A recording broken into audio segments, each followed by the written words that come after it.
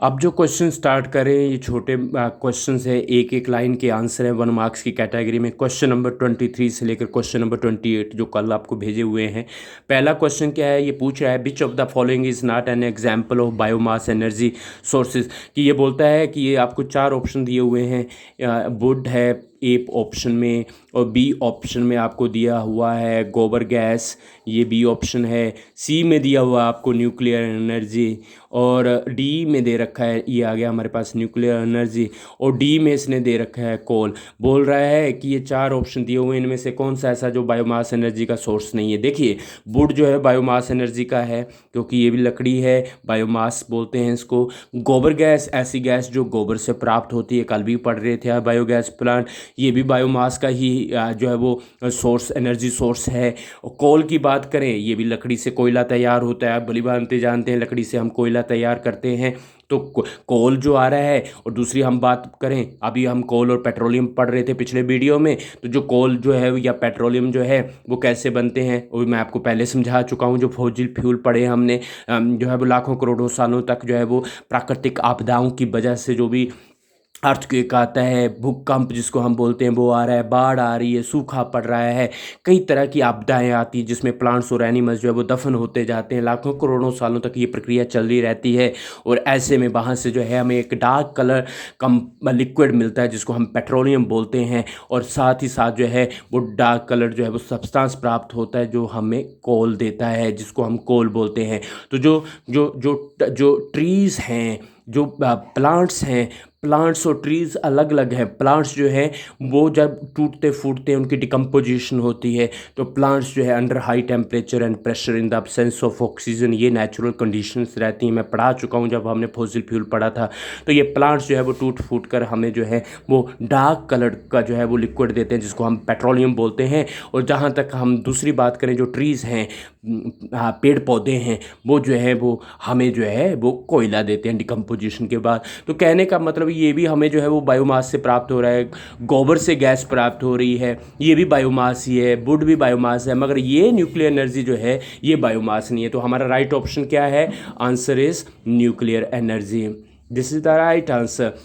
क्यों, क्या होती है न्यूक्लियर एनर्जी? जब भी न्यूक्लियस प्रभावित होता है, न्यूक्लियस आप पढ़ चुके हैं जिसमें प्रोटॉन रहते हैं और न्यूट्रॉन रहते हैं, उसको हम नाम देते हैं न्यूक्लियस। आप पढ़ रहे हैं केमिकल रिएक्शन पढ़ते हैं हम, केमिकल रिएक्शन में जो इलेक्ट्रॉन्स होते हैं वो भागीदारी निभाते हैं, ठीक। जो ऑटोमोस्ट शेल में बैठे हुए इलेक्ट्रॉन हैं वो भागीदारी निभा रहे हैं, राइट, उसको बोलते हैं हम केमिकल रिएक्शन। और जो न्यूक्लियर रिएक्शन होते हैं उसमें न्यूक्लियस प्रभावित होता है, एटम का न्यूक्लियस टूटता है या जुड़ता है, उन्हें हम नाम देते हैं न्यूक्लियर रिएक्शंस का। 2 तरह के न्यूक्लियर रिएक्शन रहते हैं, एक न्यूक्लियर फिजन होती है, यस, न्यूक्लियर फिजन, जिसमें बड़े न्यूक्लियाई जो हैं वो टूटते हैं, उसको न्यूक्लियर फिजन बोलते हैं, और एनर्जी निकलती है इसमें भी। इस एनर्जी को हम नाम देते हैं न्यूक्लियर एनर्जी का, क्योंकि न्यूक्लियर रिएक्शन से निकल रही है।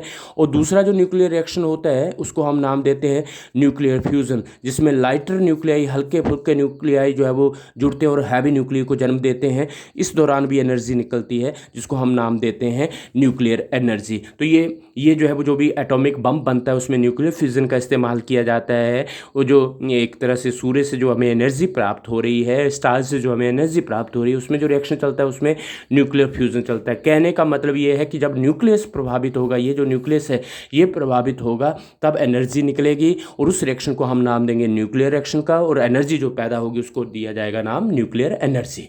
ये क्वेश्चन हुआ 23। अब चलेंगे क्वेश्चन नंबर 24, एक एक लाइन के आंसर हैं। Which country is known as the country of winds? Yes, कई बार आ चुका है ये, इसलिए मैंने भेज दिया था आपको बनाकर। कई बार बोर्ड्स के एग्जाम में आया हुआ है। Which country is known as the country of winds? It is called Denmark. 1 marks में जनरल नॉलेज टाइप समझिए, मगर आता है ये question. Denmark is called the country of winds because of the reason that, वहाँ पे आपको रीज़न भेजा होगा, that more than 25% of the electricity जो भी है उसकी ज़रूरत जो डेनमार्क को जरूरी, डेनमार्क की मोर देन 25% जो इलेक्ट्रिसिटी है वो कहाँ से उसको प्राप्त होती है? By making use of wind energy. More than 25%, 25% से भी ज़्यादा जो उसको एनर्जी जो प्राप्त होती है, इलेक्ट्रिसिटी जो डेनमार्क को प्राप्त होती है, वो कहाँ से प्राप्त करी जाती है? वो प्राप्त करी जाती है विंड एनर्जी से, इसलिए जो है वो इसको नाम दिया जाता है country of winds, that is Denmark. उसके बाद ये भी क्वेश्चन कई बार आ चुका है, क्वेश्चन नंबर 25, जिसमें ये पूछता है टेरी dam and Sardar Sarovar project जो है वो कहाँ पर बने हुए हैं। जो टेरी डैम है वो रिवर गंगा के ऊपर बना हुआ है। टेरी डैम जो है वो that is built on river Ganga, Ganga के ऊपर है। और सरदार सरोवर प्रोजेक्ट जो है वो रिवर नर्मदा के ऊपर है।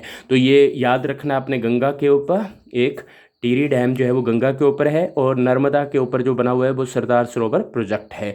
ये कई बार आ चुका है, ये भी क्वेश्चन इंपॉर्टेंट कैटेगरी में रहता है, 1 मार्क्स की कैटेगरी में।